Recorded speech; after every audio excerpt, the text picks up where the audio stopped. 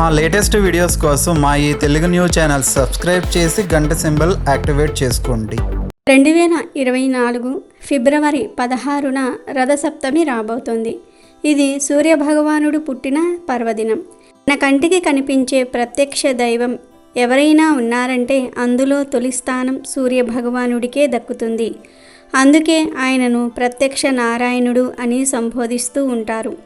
హిందూ పురాణాలు పంచాంగం ప్రకారం మాఘమాసంలోని శుద్ధ సప్తమి నాడు 1000 కిరణాలు గల సూర్యభగవానుడు జన్మించాడని, ఆ రోజునే సూర్యుడు పుట్టిన తిథిగా భావించారు. అందుకే ఆ రోజును రథసప్తమిగా భారతీయులందరూ కూడా పండుగగా చేసుకుంటూ ఉంటారు. సకల జీవకోటి రాసులందరికీ వెలుగుని ప్రసాదించే సూర్యుడు రథాన్ని ఎక్కి తన దిశానిర్దేశాన్ని మార్చుకునే రోజు కూడా ఈ రోజునేనని నమ్ముతూ ఉంటారు. రథ సప్తమి నాడు బంగారమును కానీ, వెండిని కానీ, రాగిని కానీ దానం చేయాలి.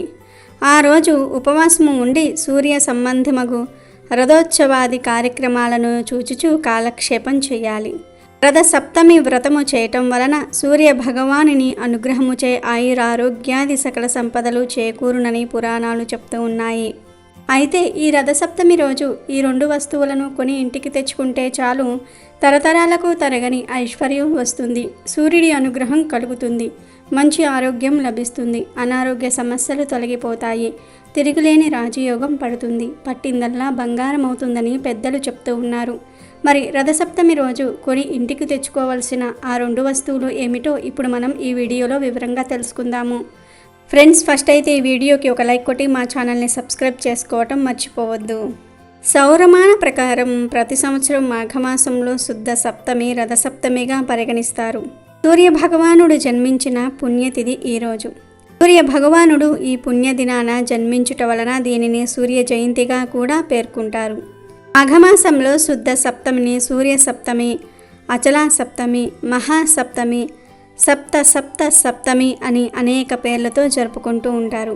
పురాణాల ప్రకారం రథసప్తమి వ్రత విధానం చాలా ప్రాముఖ్యత కలిగి ఉంది. ఒకసారి ఈ వ్రత విధానాన్ని, వ్రత ఫలాన్ని గురించి అడిగిన ధర్మరాజుకు శ్రీకృష్ణుడు ఈ విధంగా తెలిపాడు. పూర్వకాలంలో కాంబోజ దేశమున యశోధర్ముడను రాజు ఉండేవాడు. అతనికి ఒక కుమారుడు ఉండేవాడు. ఆ కుమారుడు ఎప్పుడూ వ్యాధుల బారిన పడేవాడు.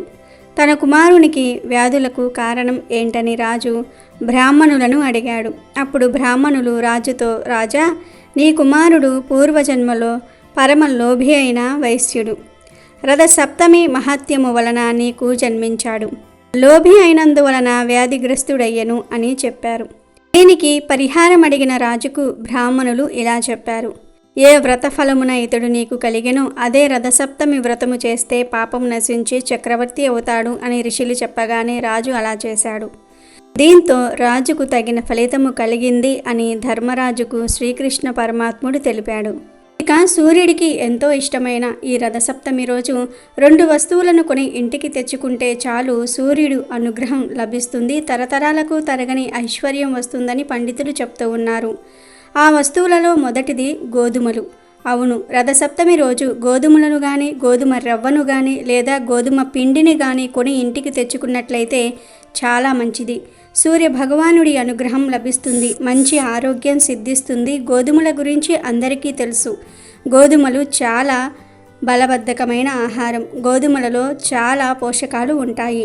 సూర్యుడికి ఇష్టమైన ధాన్యం గోధుమలు కనుక రథసప్తమి రోజు గోధుమలను కానీ, గోధుమ రవ్వను కానీ, గోధుమ పిండిని కానీ కొని ఇంటికి తెచ్చుకుంటే ఎన్నటికీ తరగని ఐశ్వర్యం వస్తుంది, ఆరోగ్యం సిద్ధిస్తుంది, లక్ష్మీ కటాక్షం కలుగుతుంది, పట్టిందల్లా బంగారం అవుతుంది, తిరిగిలేని రాజయోగం పడుతుంది. కనుక గోధుమలు కానీ, గోధుమ రవ్వ కానీ, గోధుమ పిండి కానీ కొనాలనుకునేవారు రథసప్తమి రోజు కొనండి. ఇలా కొన్న గోధుమలతో ఆ రోజు గోధుమ పాయసం తయారు చేసి సూర్యుడికి నివేదన చేసి ఆ తర్వాత మీరు ప్రసాదంగా స్వీకరించి తింటే సంవత్సరమంతా ఎటువంటి అనారోగ్య సమస్యలు రాకుండా ఉంటాయి, మంచి ఆరోగ్యం లభిస్తుంది. కనుక రథసప్తమి రోజు అందరూ కూడా గోధుమలకు సంబంధించిన పదార్థాలను కొని తెచ్చుకోండి. మీ ఇంట్లో ఉన్నా సరే ఒక పావు కేజీ అయినా సరే కొని తెచ్చుకుంటే మీకే మంచి జరుగుతుంది. ఇక రథసప్తమి రోజు కొని తెచ్చుకోవలసిన 2వ వస్తువు ఏమిటి అంటే కుంకుమ. కుంకుమ గురించి అందరికీ తెలుసు. కుంకుమను ప్రతిరోజు బొట్టుగా పెట్టుకుంటారు. పూజలలో ఉపయోగిస్తారు. అమ్మవారికి కుంకుమార్చన చేస్తారు. కుంకుమ ఎర్ర రంగులో ఉండే శక్తివంతమైన పదార్థం. ఈ కుంకుమ అంటే సూర్య భగవానుడికి ఎంతో ప్రీతి. కాబట్టి రథసప్తమి రోజు కుంకుమను కొని ఇంటికి తెచ్చుకోవాలి. ఆల్రెడీ మీ ఇంట్లో ఉన్నా సరే 5 రూపాయలు పెట్టి చిన్న కుంకుమ ప్యాకెట్ను కొని తెచ్చుకోండి. అలా తెచ్చుకుంటే మీకు సంవత్సరమంతా కలిసి వస్తుంది. సూర్య భగవానుడి అనుగ్రహం కలుగుతుంది. ధనానికి ఐశ్వర్యానికి లోటు రాకుండా ఉంటుంది. కనుక రథసప్తమి రోజు అందరూ ఈ 2 వస్తువులను కొని ఇంటికి తెచ్చుకోండి. 2 వస్తువులు కొనలేని వారు కనీసం ఈ రెండిటిల్లో నుండి ఒక వస్తువును కొని తెచ్చుకున్నా మీకు సంవత్సరమంతా కలిసి వస్తుంది.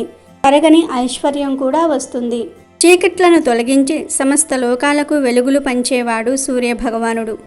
ఉదయం బ్రహ్మదేవుడిగా, మధ్యాహ్నం పరమేశ్వరుడిగా, సాయంకాలం విష్ణువుగా, త్రిమూర్తాత్మకుడై తెల్లటి 7 గుర్రాల రథంపై శ్వేత పద్మాన్ని ధరించి దర్శనమిచ్చే భగవానుడు సూర్యుడు. అతిథి కశ్యపుల సంతానంగా మాఘమాసంలో శుక్లపక్ష సప్తమిని సూర్యుడు అవతరించిన రోజుగా సూర్య జయంతిగా జరుపుకుంటూ ఉంటారు.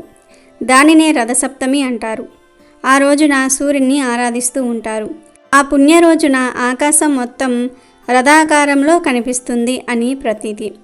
ఆదిత్య భగవానుడు దక్షిణాయనం నుండి ఉత్తరాయణ మార్గానికి రథాన్ని మళ్లించటం ఈరోజు విశేషం.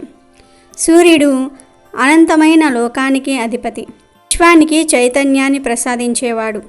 సూర్య భగవానుని ప్రేరణతోనే సమస్త భువనాలు పగటి వేళ క్రియాశీలంగాను, రాత్రి వేళల్లో నిద్ర సూక్తంగానూ ఉంటాయి.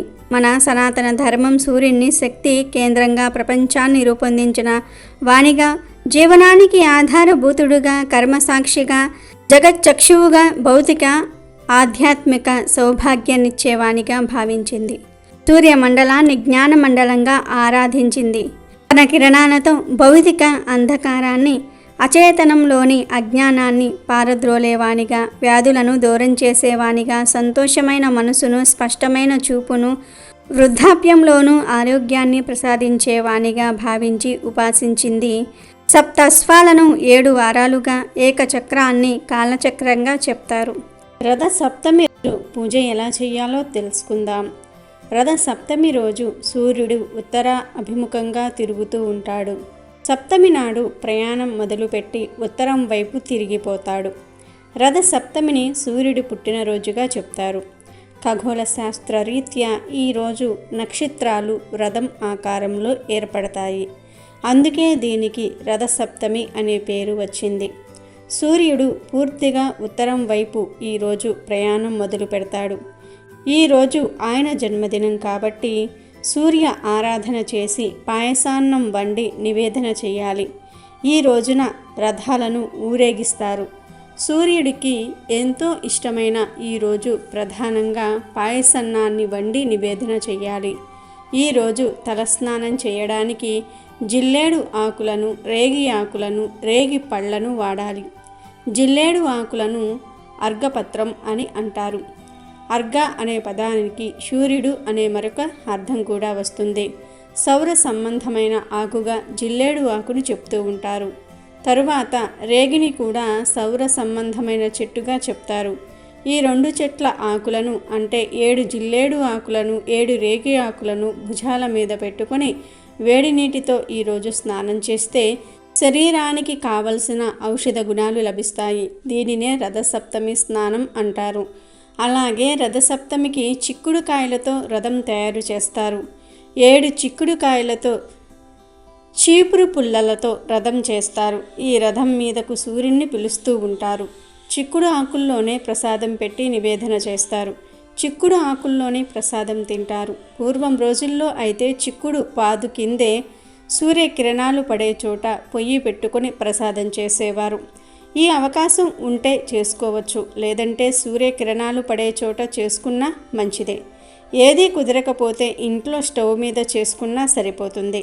వండే ఆహారానికి ఎండ తగిలితే వచ్చే ఆరోగ్యం వేరు. దీనిని ఓపెన్ కుకింగ్ అంటారు. పూర్వం ఓపెన్ కుకింగ్ ప్రచారంలో ఉండేది కాబట్టి రథ సప్తమి రోజు కుదిరితే ఎండ పడే చోట పాయసాన్నం తయారు చేసుకోండి. అప్పుడు ఆ పాయసం మరింత అమృత తుల్యం అవుతుంది. ముందు పాలు పొంగి పొంగుతున్న పాలల్లో బియ్యాన్ని వేయాలి. కడిగిన బియ్యం పక్కన పెట్టుకుని ఆ బియ్యాన్ని 3 సార్లు వేసేవారు కొంతమంది, బియ్యాన్ని కడగకుండా నెయ్యి రాసి వేసేవారు ఇంకొంతమంది. ఎవరి అలవాటును బట్టి వారు పాయసం చేసుకుంటూ ఉంటారు. పొంగిన పాలను సూర్యనారాయణమూర్తికి చూపించి నమస్కారం చేసుకుని బియ్యం వెయ్యాలి. ఇందులో కిస్మిస్లు, జీడిపప్పు ఏమీ వెయ్యకూడదు. పాలతో బియ్యాన్ని ఉడికించి ఆ పాల పాయసాన్ని సూర్యుడికి సమర్పించాలి. చక్కగా ఎక్కడైనా సరే అలికి ముగ్గు వేసి కుంపటి ఏర్పాటు చేసుకుని పాయసం వండాలి. పక్కనే పద్మాల ముగ్గు వేసి చిక్కుడుకాయ రథం ఉంచి అందులోనికి సూర్యనారాయణమూర్తిని ఆవాహన చేసి ప్రసాదాన్ని పెట్టాలి. అయితే ఉడికే పాయసంలో కొన్ని ప్రాంతాల వారు చిక్కుడు గింజలు వేస్తారు. ఒక వెండి పళ్ళెంలో చిక్కుడు ఆకులు పరిచి దాని మీద వేడివేడి పాయసం వేసి నివేదన చేసుకోవచ్చు. వేడి పాయసం చిక్కుడు ఆకు మీద పడగానే దానిలోని రసం పాయసంలోనికి వచ్చేస్తుంది. చిక్కుడులోని ఔషధాలు బయటకు వస్తాయి. మనం ఎప్పుడూ చిక్కుడుకాయలు తింటూ ఉంటాం, కానీ చిక్కుడు ఆకుల గురించి పట్టించుకోము. చిక్కుడు ఆకులలోని ఔషధాలు శరీరానికి అందడానికి పెద్దలు ఏర్పాటు చేసిన పద్ధతి ఇది. చిక్కుడు ఆకుల్లో పెట్టిన నైవేద్యం చాలా బాగుంటుంది. దీని వలన ఆరోగ్యం సిద్ధిస్తుంది. జీవితానికి నియమబద్ధమైన జీవన విధానం అలవాటు అవుతుంది. ఇంట్లో ఆనవాయితీ లేకపోయినా రథసప్తమి పూజ ఎవరైనా సరే చేసుకోవచ్చు. చాలామంది ఆనవాయితీ ఉంటేనే చేసుకోవాలా అని అనుకుంటూ ఉంటారు. కాకపోతే పూజ అనేది ఎవరైనా సరే చేసుకోవచ్చు. అమెజాన్లో బెస్ట్ డిస్కౌంట్స్ కోసం వీడియో డిస్క్రిప్షన్లో లింకు ఉంది, చూడండి. అలాగే మా టెలిగ్రామ్ ఛానల్ సబ్స్క్రైబ్ చేసుకోండి.